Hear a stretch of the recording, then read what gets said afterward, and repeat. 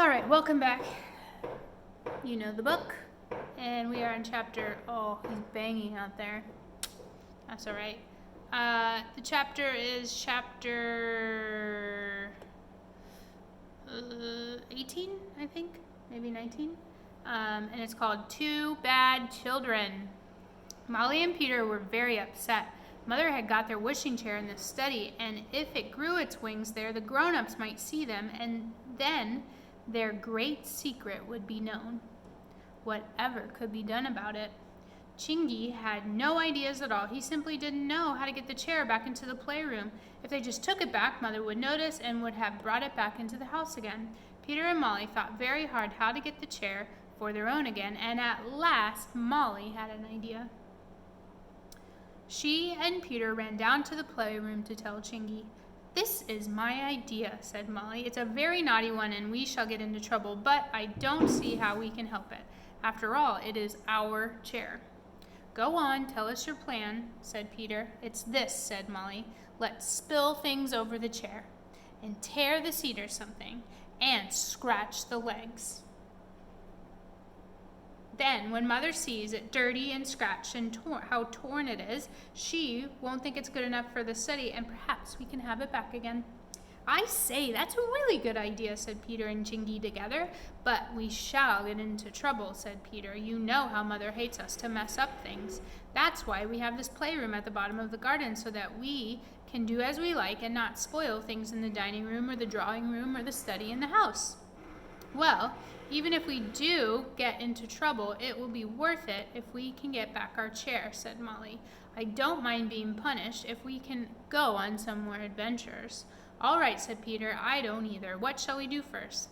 "Let's spill some ink across the seat," said Molly. "Come on then," said Peter. So they shouted goodbye to Chingy, and he wished them good luck, and they ran to the house. They went into the study. The wishing chair stood there, looking very good and proper. Mother had put a new fine cushion on it. Molly took it out. She didn't want to spoil anything that belonged to Mother.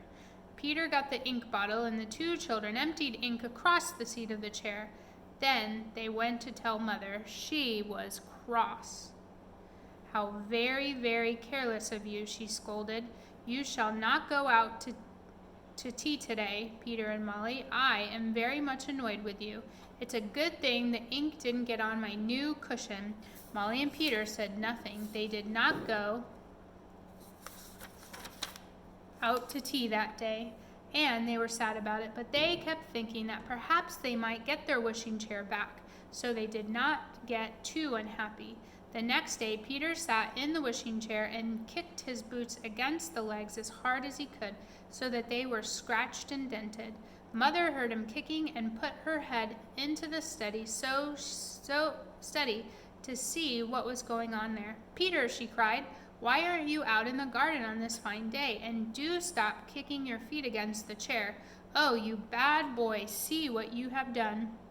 She ran over to the chair and looked at the legs. They were scratched. "This is very naughty, Peter," said Mother. "Yesterday you and Molly spilt ink on this chair, and now you have kicked it like this.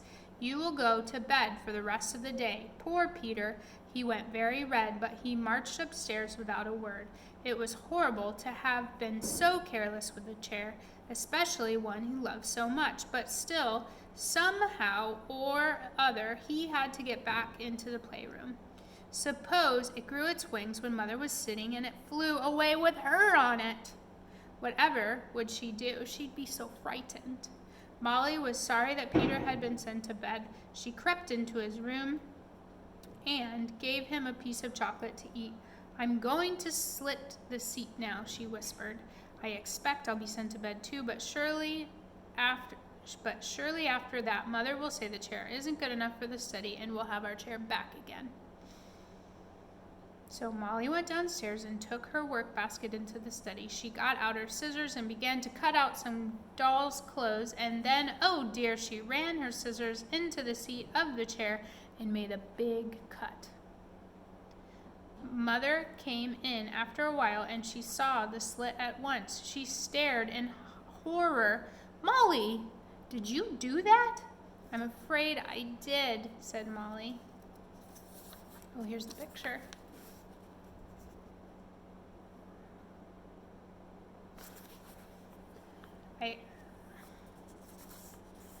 Then you are as bad as Peter, said Mother crossly. Go to bed too. This chair is simply dreadful now, inky, torn, and scratched. It will have to go back to the playroom. I can't have it in the study. You are two bad children, and I am ashamed of you both. Ouch. It was dreadful to have Mother so cross. Molly cried when she got into bed, but she was comforted of the thought that the wishing chair was really going back to the playroom. Excuse me. She and Peter had to stay in bed all day, and they were very tired of it. But when the next day came, they carried the chair back to their playroom and called Chingy. We've got the chair, Chingy, they cried. Hooray! But we did get in trouble. We both went to bed for the day, and Mother was dreadfully cross. We shall have to be extra nice to her now to make it up, because we didn't really mean to get her mad. Only we had to get the chair back somehow. Good for you, said Chingy, please.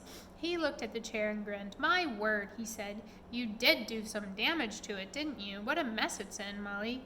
You'd better get your needle and cotton and mend the seat. And Peter and I better polish up the legs a bit and try to hide those scratches. So that morning the children and Chingy worked hard at the chair, and by dinner time it really looked much better. Molly put back into it the cushion they always had there, and then clapped her hands for joy. Dear old wishing chair, she said, it's nice to have you again. Mr. Twisty nearly got you, and Mother nearly had you too, but now we've got you back again at last. And I'm longing for another adventure, said Peter. I wish it would grow its wings again. It will soon, said Chingy. I expect it wants another adventure as much as we do. And that is the end of that chapter. Let's see. We have quite a bit left. This is a long book. Whoa. Look, we read this much, and we have this much left, and this is a whole nother book. It's 2 books in one. So it's going to take us a while. All right. I hope you enjoyed that, and I will see you soon.